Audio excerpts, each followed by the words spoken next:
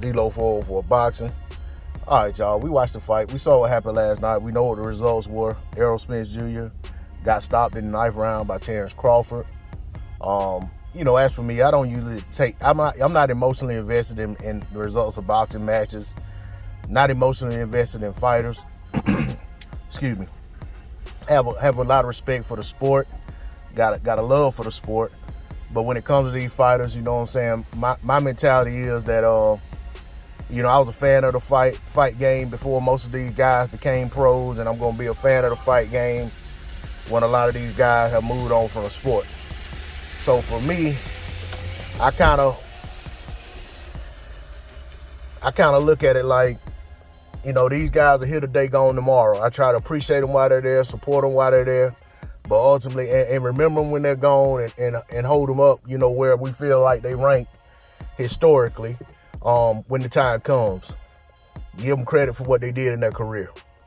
But when it comes to this fight right here, what little emotions I have attached to the fight wasn't even about the fighters. Yes, there's a measure of, happiness that I feel for the victor. There's a measure of disappointment or, sorrow that I might feel for the loser. But at the end of the day, most of my emotions that are attached to the fight itself is related to the fact that this is one of those fights that, regardless of how well you broke it down analytically in terms of how you felt like one guy would win over the other guy, and I'll just be more specific because in my case, I've been picking Crawford for a long time. Most people who heard you pick Crawford, no matter how you picked him, they felt the need to challenge you on that and feel like you gotta explain that. Like the fact that you say you got Terence Crawford winning, that you gotta explain that to them, because they can't see that. They can't fathom that Terence Crawford got anything to beat Errol Spence Jr.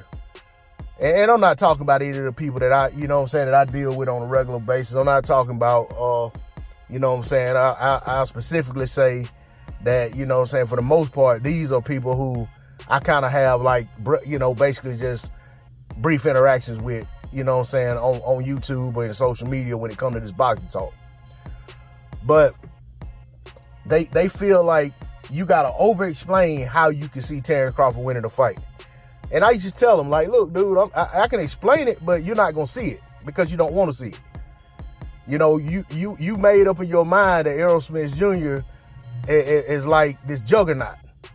So this little guy coming over 35 to 40, and now 47, no matter how long he been there, no matter what he done, it was no way I could explain to you how I saw a path to victory for Terence Crawford over Errol Spence Jr.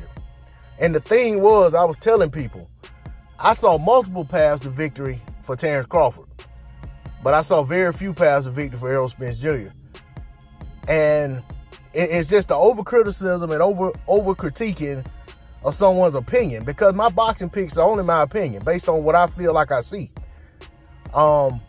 Sometimes I will pick a guy just because I like him. You know what I'm saying? Like, no, that's my dude. He probably gonna lose, but I'm gonna pick him anyway because I ride with him. But and when it comes to stuff like this, when it comes to fights on this level, I'm picking based off of analytics. And to be challenged every time I said that Crawford was gonna win by a lot of people, and a lot of other people were as well, and then to see the fight unfold the way I said it was, I said Errol Spence Jr. would only try to do the same thing harder if he wasn't having success. Derrick James wouldn't have any answers as the coach, and then to see it play out that way, I feel vindicated. And I'm not gonna belabor the point. I'm just gonna leave it at that. That's all I got on it. D-Lo 404 Boxing. Like, share, comment, subscribe. I'm out. Peace. Respect folks' opinions. That's all I got.